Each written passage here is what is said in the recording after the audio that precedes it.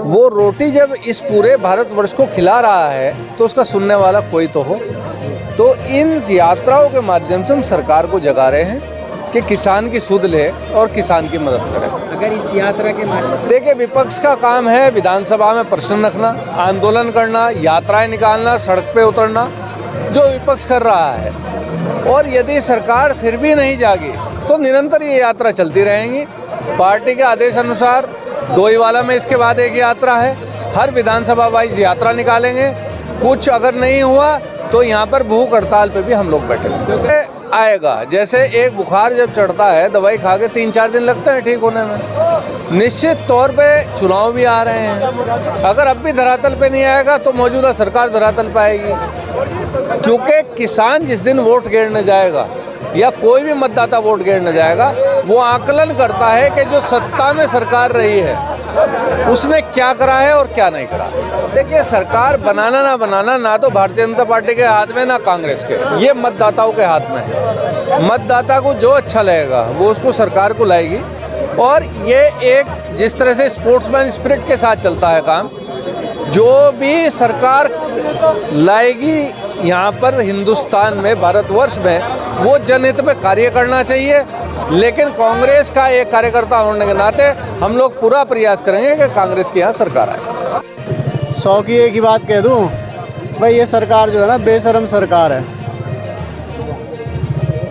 इसे किसी की घटी बधी से कोई मतलब नहीं भाई, किसान की तो है ही नहीं। किसानों की आवाज़ हमने विधानसभा में उठाई, सारी कांग्रेस ने उठाई, पुरजोर चेताया कि भाई किसान बर्बादी के व्यवहार में पहुंच गया, किसानों की देखभाल कर लो, मुआवजा ठीक से दे दो, बिजली के बिल माफ़ कर दो और कर्ज माफ़ी कर दो।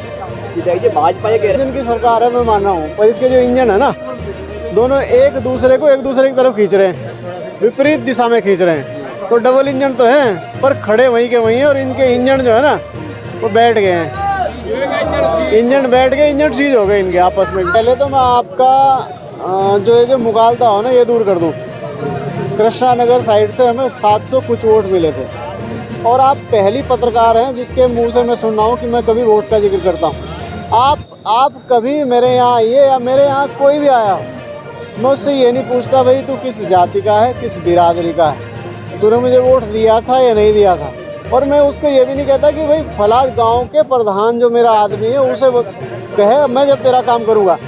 मेरे पास जो भी आता है मैं निस्वार्थ भाव से काम करता हूं। एक दूसरी बात, कृष्णा नगर और शिवपुरम के बारे में भी आपके संज्ञान में ला दूँ। माननीय मुख्यमंत्री जी ने 10 महत्वपूर्ण प्रस्ताव मांगे थे। 10 महत्वपूर्ण प्रस्ताव में उन्होंने क्रमवार मांगे थे कि प्राथमिकता के आधार पर दीजिए, और प्राथमिकता के आधार पर कृष्णा नगर और शिवपुरम की पहले नंबर पे मैंने उन कृष्णा नगर शिवपुरम की जल निकासी और सड़क। देखिए, कांग्रेस पार्टी की आवाज़ हमेशा किसानों की आवाज़ को उठाने का काम करती है, और मजबूती के साथ जिस तरह से आज देखिएगा सभी हमारे किसान भाइयों ने बढ़ चढ़ करके इस यात्रा को सफल बनाने का काम किया। एक जन सैलाब बन करके जिस तरह से किसानों की पीड़ा को सुनाने का काम किया।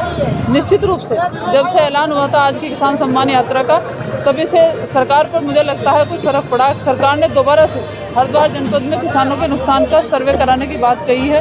तो आज की यात्रा से सरकार की आंख भी खुलेंगी और कान भी खुलेंगे, और निश्चित रूप से हमारे किसान भाइयों की समस्याओं का समाधान। इस तरह से इकबालपुर शुगर मिल पर बकाया भुगतान है, उस मांग को भी, और हमारे किसान भाइयों का जो अतिवृष्टि के कारण हरिद्वार जनपद में और पूरे प्रदेश में जो नुकसान हुआ है, उस बात को भी हमने सदन में व सड़क पर बड़ी मजबूती के साथ उठाने का काम किया है।